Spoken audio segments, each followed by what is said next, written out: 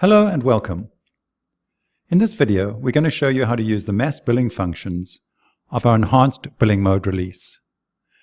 Mass billing allows you to produce and send out all your bills at the same time. The advantages of mass billing are numerous. Being able to run all your bills at once saves your firm a huge amount of time.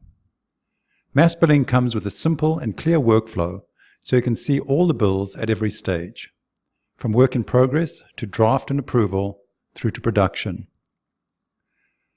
Mass billing defaults can be set at the firm level and at the individual matter level. This means that you can run mass billing without having to think about it too much. The default behavior will happen automatically, and you can simply focus on any exceptions. Billing settings ensure that all appropriate billing items are included in every billing run. You can run the billing with the confidence that you've not missed anything. What we're going to cover in this video is number 1, setting up for mass billing, number 2, selecting items to bill, and number 3, running the mass billing. So let's take a look at what you need to do to set up for mass billing. The settings are done in a hierarchy.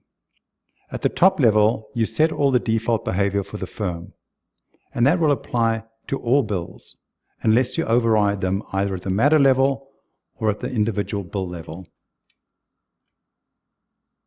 The firm level defaults include which bill and email templates to use, whether to use hourly or fixed fee billing, which income you're going to use for fees and expenses, your retainer settings, your trust accounting settings, and the default fee allocations to the staff.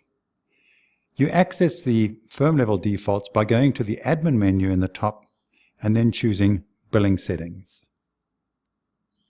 If you wish to override these settings for an individual matter, you can do that within the billing tab on the matter itself. And this allows you to change the billing status. That means you can selectively remove a matter from the billing runs for a period of time. You can also choose a custom bill and email template, different billing arrangements, different rates, different retainer settings and trust accounting settings, and customized fee allocations.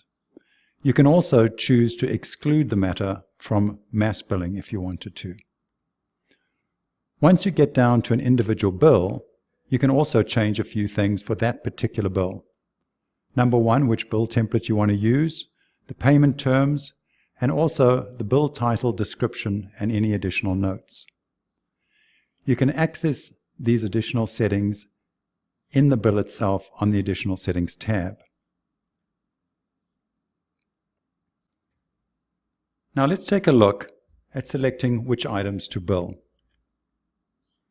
You get to the billing lists by going to the top menu, clicking on Billing, and then choosing from one of the options down below. But most often you'll start with the mass billing list itself. That shows all billable work in progress according to the mass billing setup that you've defined already.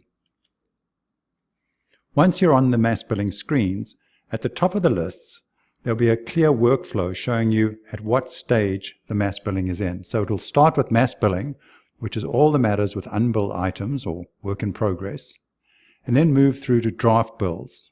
These are bills that are waiting for approval or review. Once approved, they move through to the bill production stage.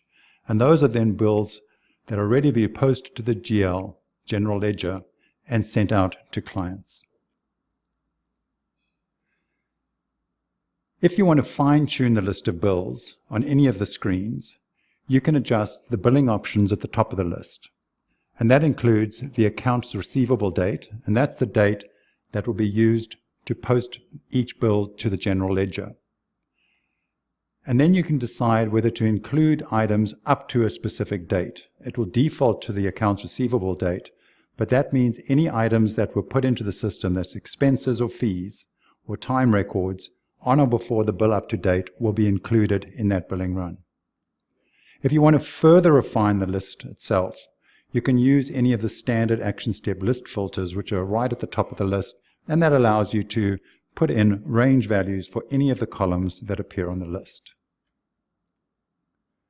Once you've got the list, you can do one final selection of which matters to bill by checking or unchecking individual bills in the list. And that allows you to cherry pick any matters that you want to bill.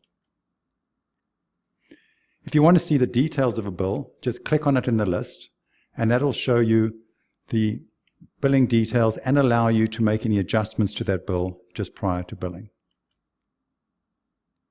Once that's all set up, your list has been completed and the items have been selected from the list, then you're ready to run mass billing itself. So what you do is click on the Bill Selected button at the top of the list.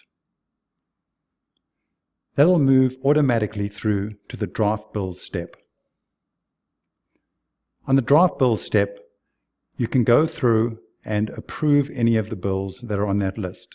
Once again, if you needed to see any of the details, you can click on the bill itself and you can adjust any of the records or choose to exclude the bill from the billing run. On this list as well, you'll see two columns called PDF and DocX, and that gives you the customer's view of what they will see when they receive the bill as one final check. Once you've approved the bills, it goes through to the bill production step. And this allows you to actually run the bills. You push the Produce button and it'll create the bills and automatically either give you a print file or send these out to the clients. Depending on which settings are set up for each bill, the bill will either get printed out or emailed to the client. For printed bills, you'll get a PDF that you can download and send to the printer, and that will be a single file that will print all the bills in that billing run, which you can then separate out and put into envelopes and mail out. Any bills that have been sent for email will be automatically sent out from the system when you hit Produce. Bills can also be set to be both printed and emailed. And that's it. The billing run is done. Thank you very much for watching. If you have any questions, please feel free to contact our support team at support@actionstep.com.